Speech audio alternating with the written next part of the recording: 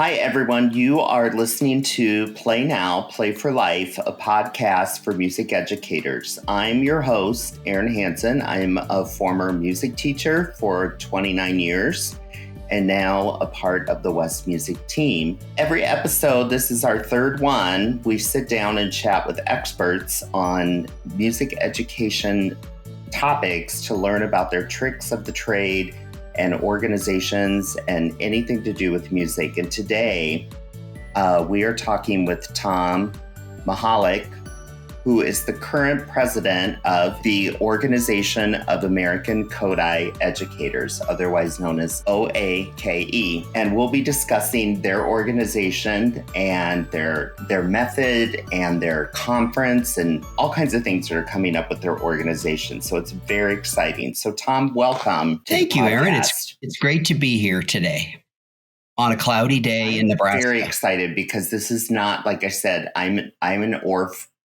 teacher. That's my background. And so this is going to be educational for me too, because Good. I get to learn a lot today. And I'm very excited about that leading up to your conference. But when this airs, it will be early February. And that will be coming up towards your conference because I believe that's early March. Early March, first weekend in March. Oh, fantastic. So welcome. So could we just maybe start by just you sharing a bit about your own personal musical background? You know, what did you do growing up? And as music, I mean, we all have our stories, how we became music educators and how we stepped into that world and that sort of thing. And then also, along with that, what got you onto the Kodály method in your own teaching and your own, biography, that kind of thing. So if you just want to share. So you said at the intro that you were going to visit with experts, and I will just say that you couldn't find any experts, so you got me today. I'm not an expert by any means in the Kodály philosophy. I'm an elementary music teacher in central Nebraska. And like I said, have been, like you said, current president of OAKE, and a volunteer for that position. We're all volunteers in the leadership roles. I got out of college in the last century, in the 90s. I know it's been a while, and was going to be the world's greatest band director. So I was a K-12 vocal instrumental major. I was a euphonium major. And so got out of school, and the job market at that time was a lot different. It was not like now where there's lots of jobs. There weren't very many jobs, and you'd apply for a job and there'd be 30 other people applying for the same job. So I looked and finally got a job teaching elementary music. And I thought, well, I took that 3-credit course in college. I will see how this is being an elementary music teacher. And I loved it. And I still love it. So I've done it this is 34 years now I've done it. And, I had a co-teacher down the road in the district who sent me a note via interschool mail. That was back in the days of interschool mail. And she said, there's a Kodály workshop this weekend. You should go with me. And I didn't really know. I'd heard the word, but I went to this workshop on a Saturday and just fell in love with this whole way of teaching. The presenter, if memory serves, was Lamar Robertson. And for those of you that know Lamar Robertson, you know what a grandfatherly, fun, engaging teacher he is.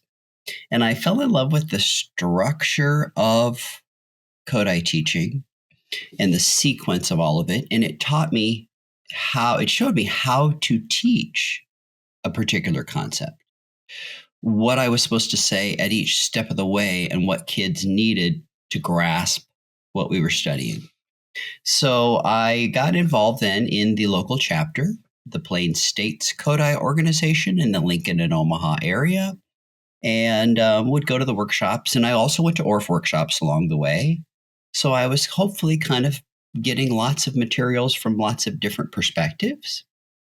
But the Kodály part just really resonated with me. So I was doing a master's in music ed at the time in the summers, and I couldn't take my Kodály levels because of where I was studying. So I waited till that was over. And then in the late 90s, early 2000s, maybe, I did my Kodály levels, 3 levels in Nebraska, at Nebraska Wesleyan University. and just have been involved ever since then. It's like I said, a wonderful philosophy because the experts, the ones that couldn't be here today, they say, oh, it's not a method. It's not a prescribed method. It's a philosophy. And I would agree. It's, they talk about the ORF approach and there's the Kodály approach. And there's not really one way or the other. Kodály provides the framework for me for what to teach at each grade level and how to present that particular concept. It's been a great fit for my brain. Well, that's interesting you say that, because I started out too. I was a band director in my very And it's first interesting job. to talk to Kodály teachers in general. There are a lot of us that are instrumentalists. And what's also interesting is, a big part of Kodály teaching is singing, focusing on singing, getting kids to match pitch, singing in tune. And a lot of instrumentalists are Kodály teachers. So it's interesting, isn't it? That's very interesting to hear. Well, and it's also interesting, those of us, I mean, you can relate to this, but starting as a band director, and then you go to the general music realm, and it's a great place to be. It is. I love it. Yeah, because you were a general music teacher. I love that there are so many ways to teach general music. There's some ways to teach clarinet, but not a lot of ways, right? You got to learn the basics. In general music, we have so many possibilities, and the longer we do it, the more we get frustrated because it's like, I can't do everything that I want to do. I can't do all of these activities and all of these different modalities of learning. I have to balance it out. I have to be picky. I have to pick and choose what I'm going to share with my students, because there's so many ways to do it. It's just really cool. Well, I totally agree with you. And I think too that the band and orchestra people, when you have a good general music teacher, they really appreciate, because you are setting all these foundations by the time they get them in 5th or 6th grade or whatever grade they start, and if they don't have that foundation, Yep. You're starting from nothing. And we really set that. Exactly. So that's really great. So that's interesting to hear from you. Can you share just a little bit more, kind of the history and the outline? If somebody asks you, what is Kodály teaching? What is a Kodály method or approach? I have people ask me this all the time with ORF. How would you explain that? That kind of question. I've arrived at the elevator definition of teaching music literacy in a sequential way through folk songs and musical play. In other words, it's all joyful. It all has to be a joyful approach and exciting, and the joy has to come first. And we, being a Kodály teacher is, like I said, emphasis on teaching music literacy, how to read music, how to write music, emphasis on singing, emphasis on quality music, and using folk songs of the people from around the world, songs sung by average folks, to teach all of these concepts and to teach music literacy. The tenets of Kodály teaching is not really unique to Kodály. In other words, prepare, present, practice. First, we start to experience the concept, coming to know, they used to say, and then presenting. Oh, by the way, that's really called 16th notes, and it makes the sound of ticka ticka. And the kids are like, oh, okay. We've done it so many times. We've experienced it physically. We've experienced it orally. We've experienced it visually. Now we're ready to label it. And then we practice. Coming to know, knowing and showing right? And we practice for the rest of time on that particular concept.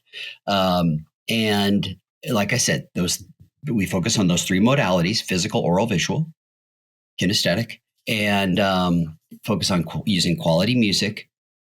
The children are the music makers. And as you listen to this, you think, well, this is all what an ORF teacher does. And you're right. It all comes together. But as Kodály folks, the whole philosophy is based on the ideas of Zoltán Kodály, who is a musician, composer, music educator in Hungary in the early part of the 20th century. And it's the part that I've latched onto, besides everything I've already said, the sequence of it. So in kindergarten, here's the concepts we teach, and this is a sequential order. Now I can make choices about that sequence for me and for my students. But in first grade and then in second grade, here's the order. Here's third, and it's a sequential approach to teaching. Well, and that's so interesting to hear from you, because that's how I've seen it as an outsider. But then as an ORF teacher, we're very similar, because we have, there has to be a curriculum, there has to be an outline, there has to be this. But then you have that freedom to let those kids play, let those kids make the music and be joyful. And I'm really glad to hear you say that. Yes. I mean, that really resonates. In the past, we've had a reputation of rigidity. This is how it has to be, and this is the way that you have to do it, and that's changed over the years. There's still a structure to it, but it's also heavily based on what works for your students in your population. What works for somebody in New York City might work differently for someone in Lexington, Kentucky, or in Portland, Oregon, or in Hastings, Nebraska. And so we are also now in this time still focused on those basics, but also looking at the big picture and the global picture much more than we used to. Well, and I think we as teachers, we get too into that.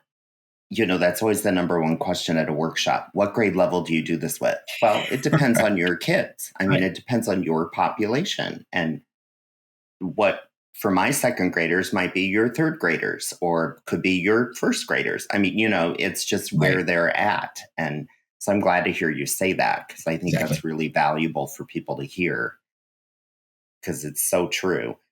Yeah, well, that's very interesting. Just if you could add on, just to put a little period on this, but what is your favorite thing about kind of going with Kodály in your teaching?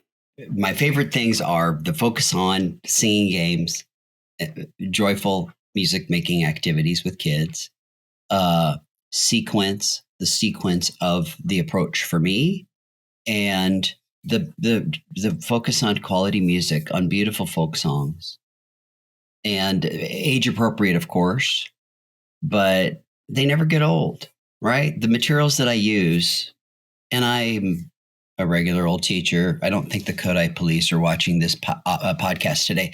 So I can tell you that there are songs that I use that are not like the greatest.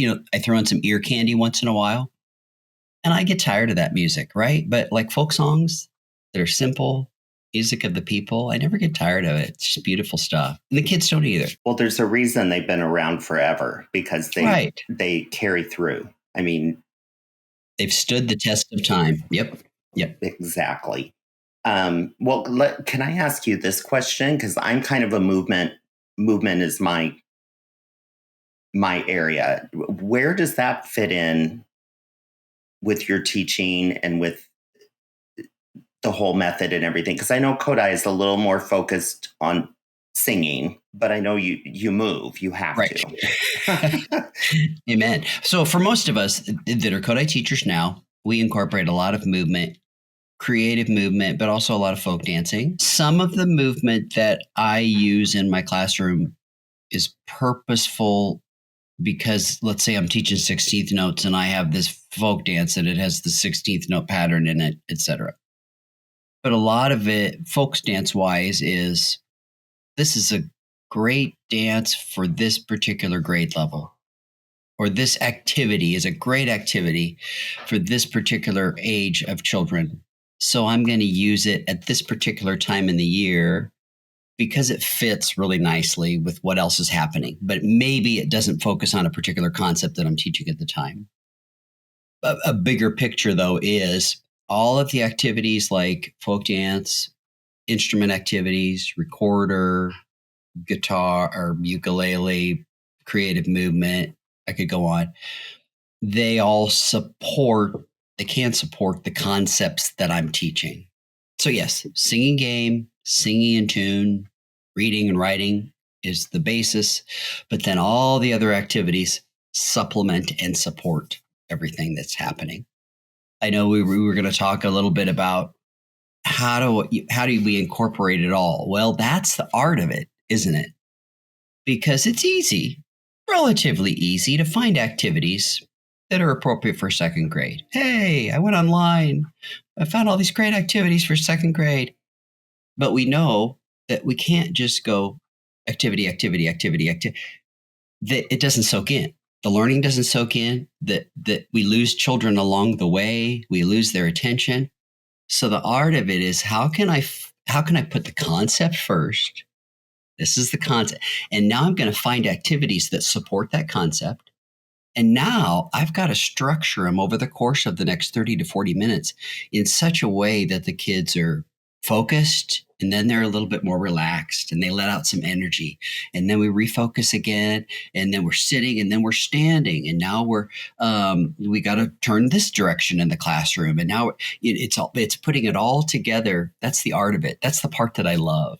And my lesson plans, just like all of us, every year, it's different because I'm different and the kids are different than the kids that I had last year.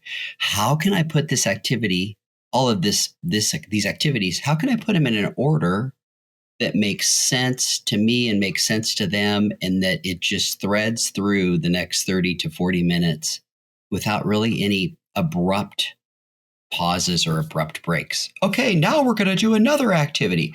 That hopefully doesn't happen in my classroom. We're doing this activity, and then and when we have visitors to our classrooms, and at the end they say, I don't know how in the hell you got us to do that at the end of the activity, but we started here and we ended right there. What happened?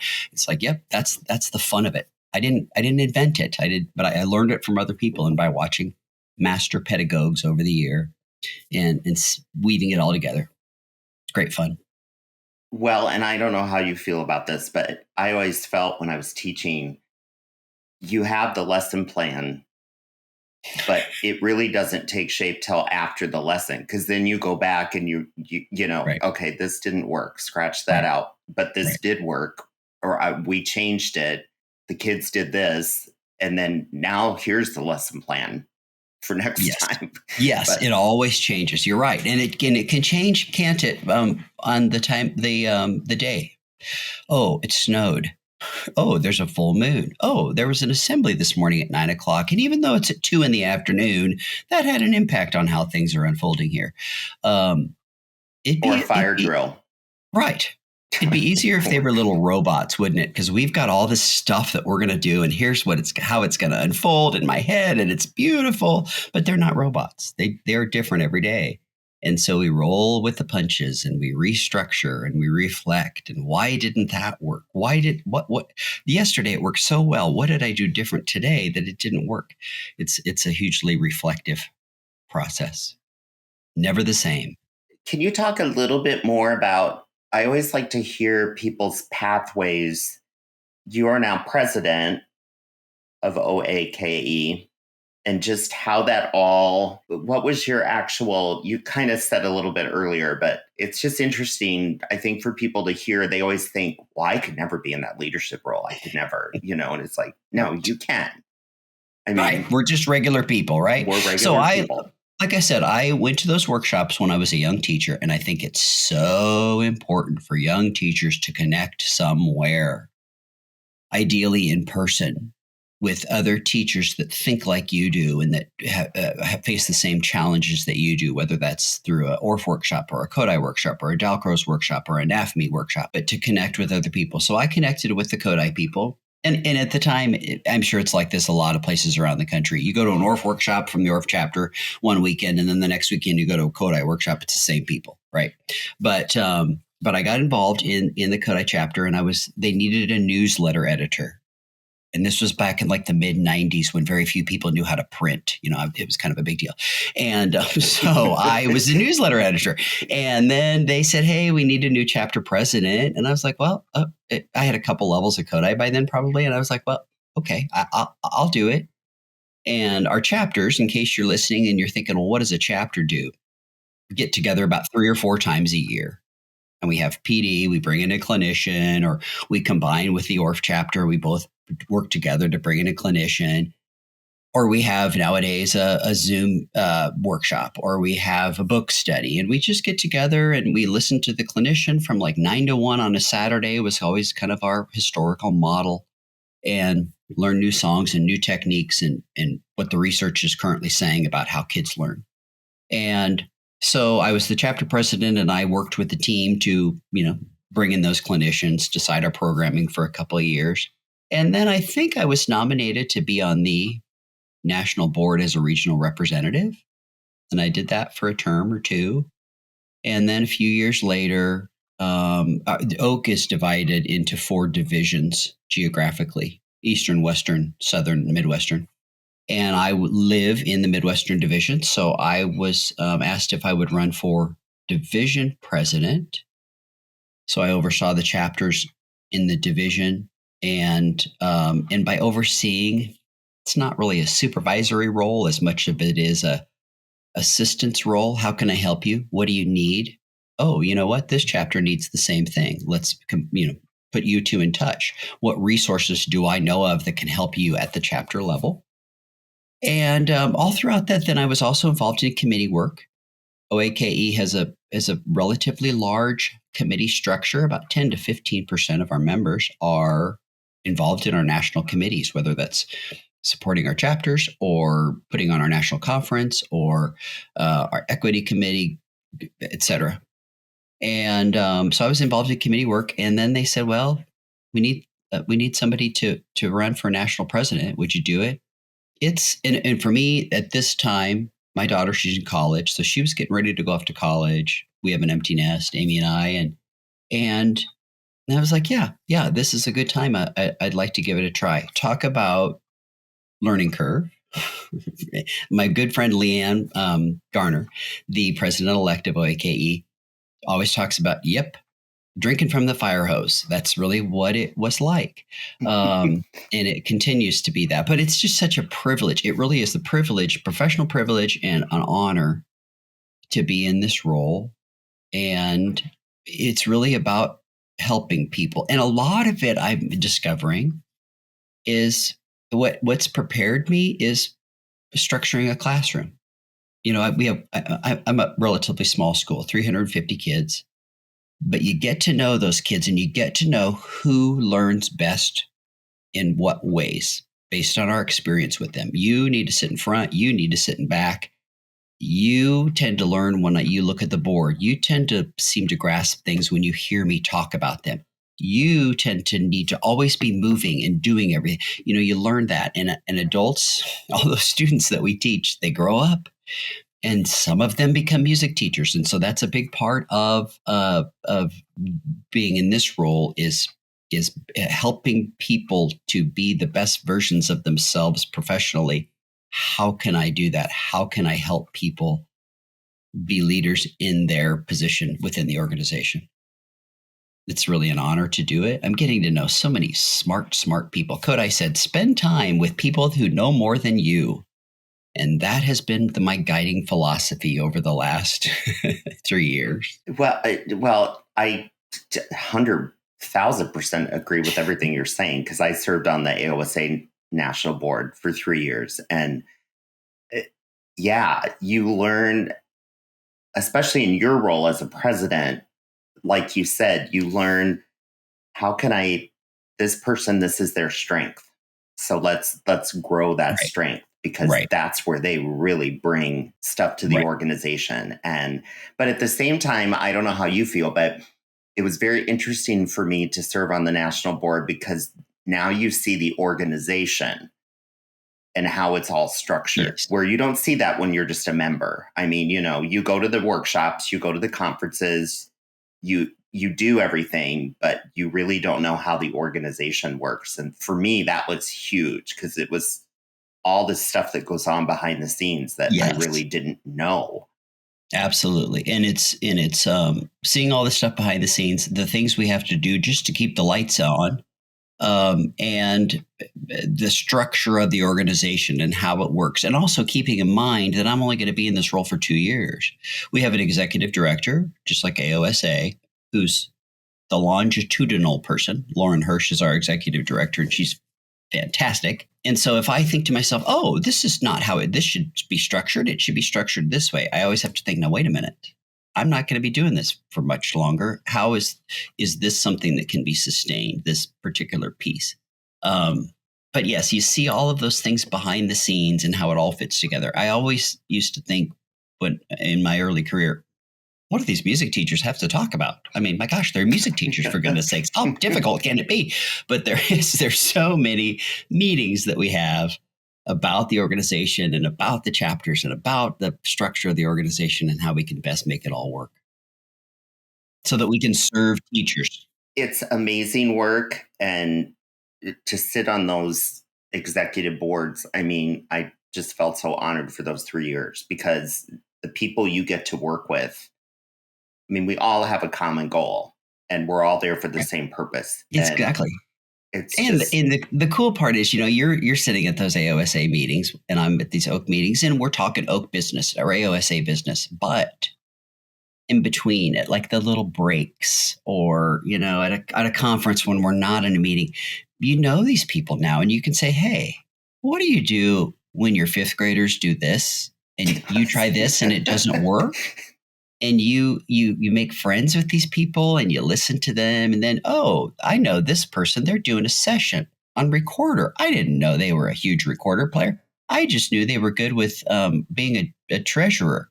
I'm going to go check out this recorder session. And then you're like, wow, I know so much more now about whatever topic it is because I know this person. It's just really cool to get to know all of these brilliant music teachers. Yeah, I totally agree. On that topic, can I ask, because I did a little research on your website, how many chapters are there now nationally?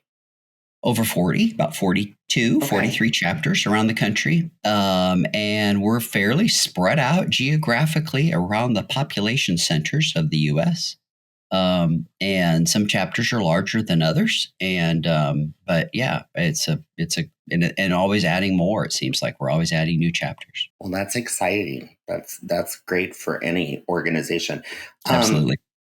Let me pivot just a little bit because I know AOSA, we've dealt with this. What is OAKE doing nowadays with equity and inclusion? I know that's been kind of a big topic for quite a few years now. And I know our organization has been working on that. And how do we do a better job with this? Right. And it's been a lot of discussion and sometimes not comfortable discussions, but ones that need to happen. And we're making strides. I saw it on your website. You had information about that. And I just thought that was great. Yes. Equity and inclusion are foundational to everything that we're doing and our mission of supporting music educators. And we know that access to high quality music education and high quality professional development should be available to everybody, regardless of their background or their identity or their circumstances. And so we try to live that and reflect that through intentional representation. We're always looking for clinicians so that we can feature diverse voices in our programming, including culture bearers, a variety of repertoire, also through chapter level advocacy. So at the local level, we're encouraging our chapters to host workshops and events that address inclusivity and to create spaces where educators and students of all backgrounds feel valued and represented. We have a commitment to equity initiatives, and we've embraced our commitment to equity statement, which is probably what you saw on the website, but it's a guiding document for us. How can we live that statement? What practical steps are we doing to live that statement? So we're working on those practical steps. We're developing short little statements of purpose so that equity remains central to our goals and our decision-making process. Also, we offer scholarships and grants. And the goal is to reduce financial barriers to local workshops attendance, to national conference attendance, so that our organization is accessible to people all around the country. That said, we know that equity and inclusion are ongoing efforts. It's not a destination, so we continue to listen, learn, evolve, so that we can respond to the needs of our members and the communities that we serve. I think it's a shared responsibility that requires intentionality on our part, collaboration with each other, communication with each other, transparency. But OAKE, I know, like AOSA, I know Tiffany, we are committed to doing the work necessary to ensure that equity and inclusion remain at the heart of everything that we do. Yeah, and it's so important. And when we started these discussions years ago with AOSA, I mean, we're looking around at our national board and who's in the room and how well represented are we? Well, we really weren't. I mean, it was kind of the same type of group of people. And we said, we're not even representing, So, I mean, there are just so many challenges, but I think our organizations are really looking at it and doing the best we can. And it's slow going, it's slow process, slow progress rather. And we know that we have to continue to do the work. And it's getting even sometimes in some ways more challenging to do the work in our current environment, when it seems like many organizations are jumping off the bandwagon, so to speak. But I know that all of us in OAKE and AOSA were committed to our initiatives for the long haul. Yep. Very well said. Very well said. Okay, so talking about your national conference, I've never been. Can you just kind of lay some of that out, how your conference works and maybe some highlights? It's awesome. So our conference is typically Thursday afternoon to Sunday afternoon. And this year's theme is musical storytellers continuing Kodály's narrative. And it's just one of my favorite events of the year. OAKE members get a discounted rate at registration. Our conference is in Chicago. We had a Chicago location last year, and we're going to be in Chicago through 2028. And we're located at the Palmer House Hilton, which is a beautiful hotel conference center in downtown Chicago. Some of my favorite presenters will be there. Jill Trinka is going to do a session, Crystal Henricks, Gabriela Montoya-Steyer. We have a Sunday spotlight session and giving that session and directing our participant choir is Reka Chernik, who is an Australian, Hungarian-born, fantastic conductor. Rebecca Lakes, Rebecca Buck, Megan Sheridan, on and on and on. About over 65 sessions. Thursday afternoon actually starts with a mini conference, we call it, from about 1 to 4. And Gabriela Montoya-Steyer will be sharing singing games from the Southwest and from Mexico, and Hispanic singing games from a book that she wrote, also some new things that she's collected. Our keynote address will be Michelle Milben. And Michelle is the CEO of a company called Code Rising. It's a STEM intensive workforce preparation program. And she's also founder of Explanation Kids, which is a startup that does research to support teachers and students and families that are tackling tough things. And then, you know how you think you and I are busy. Michelle's an attorney, a public speaker, former White House advisor to Barack Obama, former attorney for the U.S. Department of Justice. And in her spare time, get this, she sings background vocals for people like Bruce Springsteen and Sting and Steven Tyler and Mavis Staples and stuff. And she's our keynote. It's going to be awesome. We're going to give some Lifetime Achievement Awards at our conference. Dr. Mary Epstein, Dr. Sandy Matthias, and Constance Price are going to receive their Lifetime Achievement Awards. But sessions on Friday, Saturday, we have national conference choirs, 4 national conference choirs, about 500 singers. We have a 4th and 5th grade children's choir, a 6th through 8th grade youth treble chorus, and then a 9 through 12 concert treble, and a 9 through 12 chamber choir. So they're rehearsing throughout, and then their concerts are Saturday night. We offer affinity events at the beginning of our conference. We have a BBIA affinity event and LGBTQIA plus affinity event. We have one for retired people. I'm not in this category yet, but soon. Retired but not retiring. Isn't that a fun name for a group? We dance in the evenings. Melissa Fuller Flores will lead us in dancing on Thursday night. Friday night, we have a social. Saturday night, after we have the honor choir concerts, we have a folk dance and a community sing. Sandy Knutsen's going to lead the folk dancing on Saturday night. And then I get to lead the singing interspersed with like a pub sing. It's going to be a blast. So it's just a great time of networking, of visiting with other people, and inspiring us to do this difficult work that we do. I always walk away from these conferences renewed. My sense of mission is renewed. Okay, this is why I do this work. And this is what keeps me coming back, because now my sense of mission is renewed by this fantastic weekend, just spending time with all these wonderful people that think like we do, and that see the world, see education the way that we do. Now, you also know this, just like your AOSA conferences and our OAKE conferences, you don't need to be trained in ORF or Kodály to get so much out of these conferences. One of my friends said, yeah, I've never had them check my card at the registration table to make sure I had my levels training. Nope, that's not part of it. And so even if you don't have any training, it's just a fantastic way to spend time with people. At our OAKE conferences, we sing a lot together as well. At our opening session, we sing. At a lot of our sessions, we start with a song. We sing at the advisory council luncheon. We just sing a lot. It's great.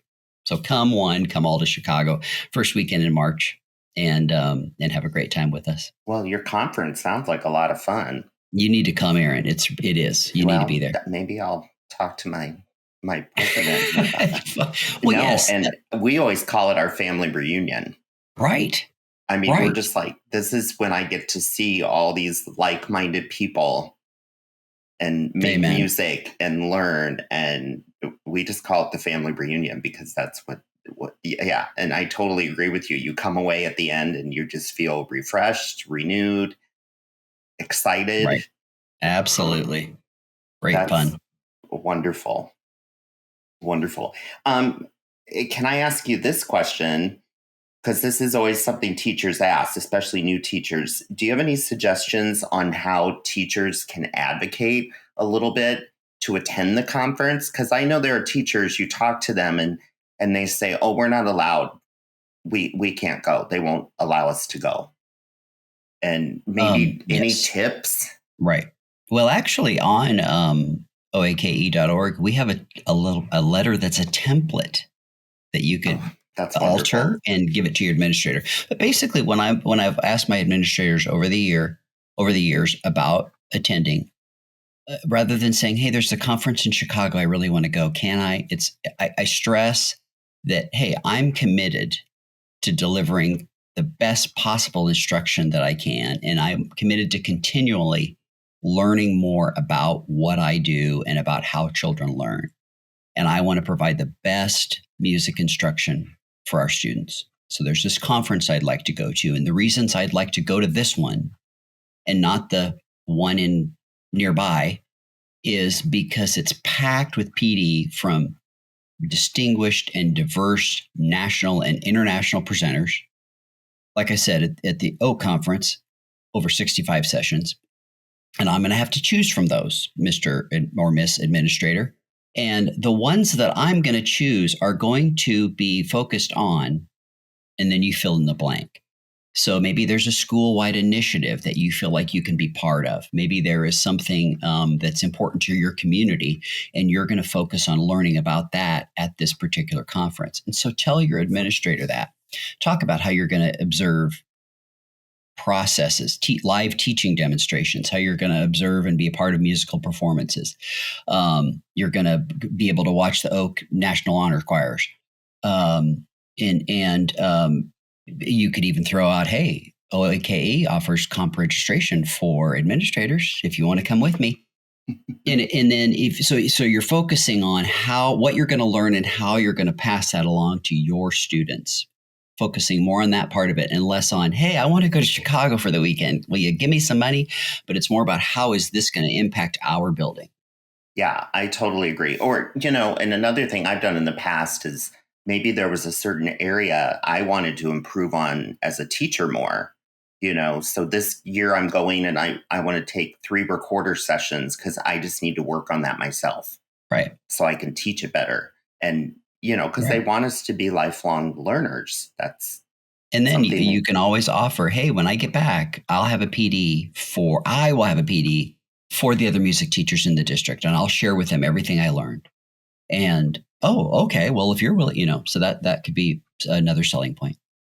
Yeah, no, that's great. I meant to ask this before, so I'm backtracking just a little bit. But now you have choirs that perform at the conference. Right. So our choirs are auditioned from anyone around the country. Okay. And so teachers record and send in materials, and then we build our choirs from that.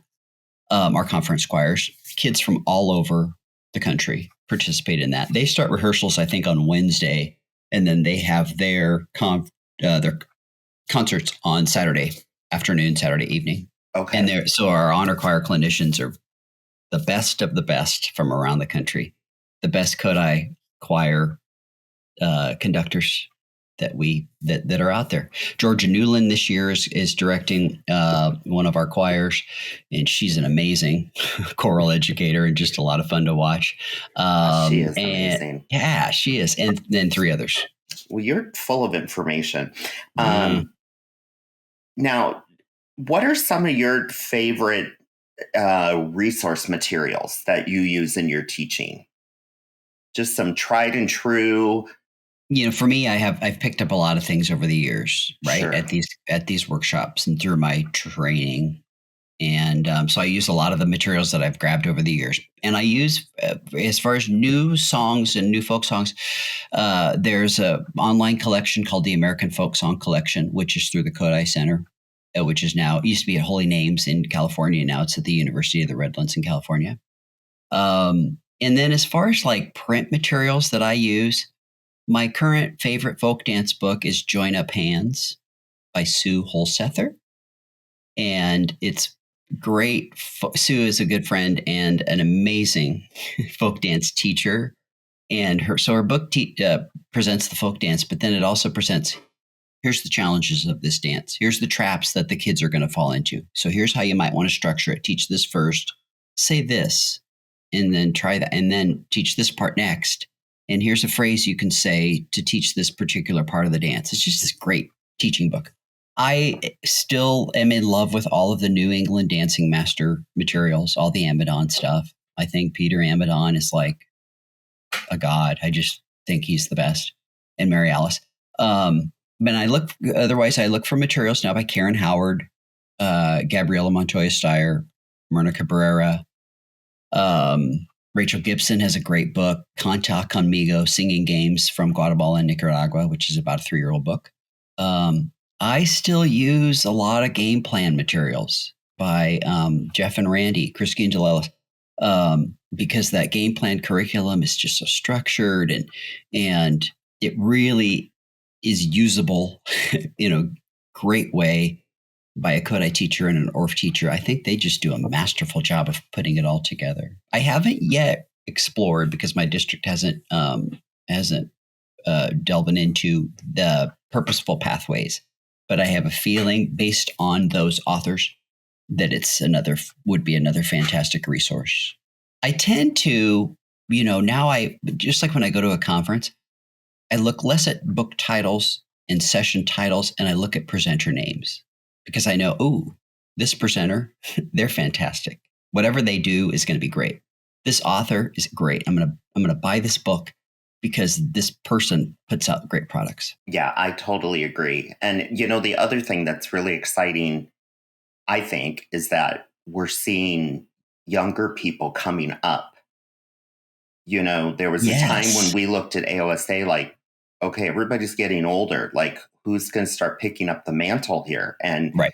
But now we have all these people, I mean, in their 30s that are doing Yes. things. And it's like, this is so exciting And because it's they all bring their own spin to the table, don't they? Whether Yeah. it's Orff or Dalcroze or Kodály, you think to yourself, I've seen it all. I've seen every way to possibly do this. But then you say, oh my gosh, I never thought of it that way.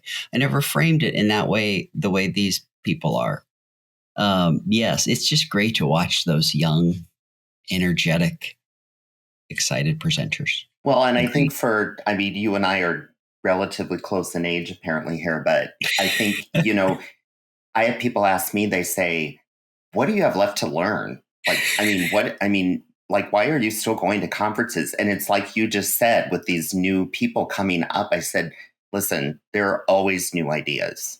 And Amen. sometimes we need that to say, like you Absolutely. said, I never thought of that way. Yeah. It's fantastic. Yeah. And now I'm going to take that back, So I think it's great. Exactly. We kind of talked about this, but I always felt like, because I haven't done any Kodály levels personally, but when I was taking my Orff levels, there were people there that had just got done taking their Kodály levels. Mm-hmm. And their take was always kind of like, with the Kodály approach, I learned how to sequence and organize. And now with the Orff approach, I'm seeing a little bit more how I can play with it. Mm-hmm. Would you Mm-hmm. would you agree or I would agree. Yes. disagree? Or is No. that they said, Yes. I'm learning how to now blend them because they Yes. go together. Right. And I always thought that was interesting. Yes, they blend. We are alike more than we're different, right? But I think the Orff approach, and I've taken one level, and so I'm like you. I haven't studied Orff like you have. Yeah, yeah. Okay. But I think that what I know about the Orff approach is that it brings that creative piece to the pie, and it focuses on. I can feel better about using some contrived material. When I take my Kodály levels, we research that folk song. We look at where it came from. We're not going to change it based on our own pedagogical purposes, and so we get real bent out of shape sometimes by all of the rules of that in an unnecessary way. And then I go to a Orff classroom, for lack of a better term, and it's like, oh, they're using it this way, so I can do that. That's allowed. It's just they blend those two approaches. Just really, I wouldn't want to do one or the other. Like, I wouldn't want to be just this Kodály purist. We can only do it this way, and this is. It really has to all. I have a full Orff instrumentarium in my classroom, and I use it all the time. But I can use it to supplement the concepts that I'm doing. And a really good teacher, I think. Are they an Orff teacher? Are they a Kodály teacher? I don't know. They put it all together. I couldn't tell you what their training is. I remember, like, Julie Scott, for example. Isn't she a great example of how she weaved all that together? And it's just really cool to watch people like that. Well, I kind of think that of any teacher, like really any teacher, we should be called eclectic, because if you're Right. only one ideology, or this is it, you're not opening yourself to other things. And every kid learns differently. So we have to bring all of that stuff so we can appeal to all these learners.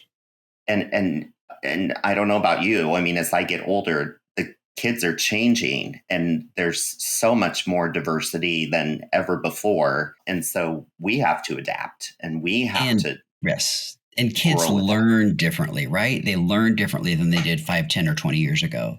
And so we can't just teach the same way that we did 20 years ago or 10 years ago. We have to adapt the way that we teach so that we can continue to engage kids.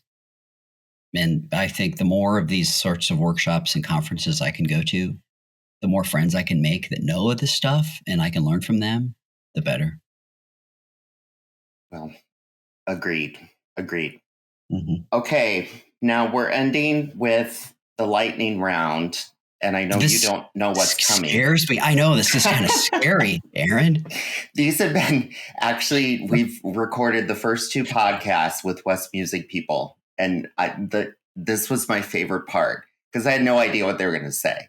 They're simple questions and there are no wrong answers. So we're just finding out. But since we just finished the holidays, I have to ask you, favorite Christmas song? I'm gonna go on a limb and say favorite Christmas artist at the moment, Leslie Odom Jr. His first Christmas album, Simply Christmas, it's called. Check it out. It's the best. Ooh, I like that answer. That's a good answer. Okay, well, also, since we're recording this right after Christmas, I do have to ask this question because this topic has just been everywhere. Should people be singing when they go see Wicked? Should they sing? I would prefer they didn't sing while I was there. In their head. You can sing in your head. I'm totally with you. It's been brought up, so I've had to keep that one in. I'm like, okay, I have to find out what they're thinking. Okay, how about this one? Favorite song from a musical? I was on the kick this summer, and I was looking for some background music while I was correcting papers while I was teaching a levels program. And I went on pbs.org and I watched an episode of Great Performances, and it was like this Rodgers and Hammerstein anniversary concert. And Aaron Tveit, who I was not familiar with previously, who's a Broadway star, I was like, that guy can sing. And so anything that he's singing, I think it's the best. I'm a big Aaron Tveit fan at the moment. Yeah, I saw him in a production of Les Miserables. Oh, yeah. Yeah, he's a good singer. Good. Well, he was also in Grease when they did Grease Live on TV. And that's a good. Okay. Great. Well, here's a fun one.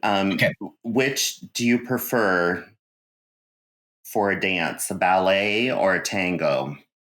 To watch, let's go with ballet because of the Nutcracker, right? We just finishing Nutcracker season. I took cha-cha lessons. My wife and I took cha-cha lessons a couple of years ago, but I don't do ballet. And anyway, love to folk dance. Okay. Well, I can't wait to hear what you say for this one. Which instrument do you think is overperformed? The tambourine or the E-flat clarinet? Overperformed. Which one is more annoying in my classroom? The tambourine, because there's not very many E-flat clarinet players. I'm always like, now children, take your tambourine and lay it sideways so the food doesn't fall off, because I can't hear, because they can stand with their tambourine this way as quiet as little mice, but it drives me crazy, all the noise. Anyway. Yeah, we love the tambourine. I always have a contest when they play it. When we have unpitched percussion out, then the contest is which group can be the most quiet to get it back to the container. And the tambourine kids are always like, we're not going to win this because, but they can hold them very still if they really concentrate. Okay. And then your last one, because I have to ask you, since folk music is so huge, favorite folk song? Oh my gosh, that's a tough one. I love anything that Gene Ritchie has sung over the years. Check out Gene Ritchie stuff. Barbara Allen's beautiful song. I'll Sell My Hat is a beautiful folk song. There's just so many, right? I know. Gosh. I thought that was going to be a tough one. At the Sing on Saturday night at the conference, one that we're going to do is the Barley Mow. Check out the Barley Mow on your local streaming service. Oh, I don't know that Great folk song. It's cumulative. It's going to be awesome. Okay, I'm going to check that out. Well, thank you, Tom, for joining us. And thank you, everybody else, for listening, because this has been Play Now, Play for Life podcast with Aaron. And Tom, can you share really quickly your website for... You bet. OAKE.org. So check out OAKE.org for information about our organization, and particularly about our conference that's coming up in March, that first weekend, March 6th through the 9th, in Chicago at the Palmer House Hilton. And we would love to have you be a part of our organization, whether that's at the chapter level or the regional level or at the national level or all of them. And I encourage you, listener, to be involved in, like I said, in some organization, whether it's AOSA or OAKE or Velcros of America, or anything like that. So you're connected with other people. That's so important. That's why I'm still in this, I think, after 34 years. I don't know if I could have done it if I was on my own without the training that I've had, because it's saved me. Well, I totally agree, because I think without that networking part, how would we survive? I mean, so lonely, right? So lonely. It's so important. If you enjoyed this episode, consider subscribing and leaving a rating and review. And you can find us at westmusic.com/playnow, play for life. And we're also on YouTube, Instagram, Facebook, TikTok, and X. And you can find those links in the description. Play Now, Play for Life is a podcast by West Music.